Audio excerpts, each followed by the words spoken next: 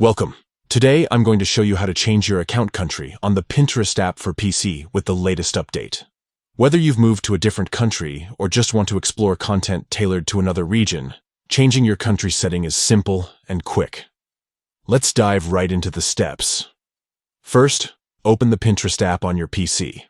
Once you're inside, look at the left side menu. You'll find a gear icon there. This icon is your gateway to all the settings you need. Click on it to open the settings menu. Next, you want to head over to account management. You can find this option once you're inside settings. Click on account management to continue. Now, under the account management section, look for the country or region setting. This is where you can update your location information. Click on the current country or region name, and a drop-down list will appear with different country options. From this list, select the country you want your Pinterest account to reflect. This change will help customize your feed and search results according to your new location preferences. After selecting the new country, don't forget to save your changes. Look for the Save button, usually at the bottom of the settings page, and click it to confirm everything. And that's it!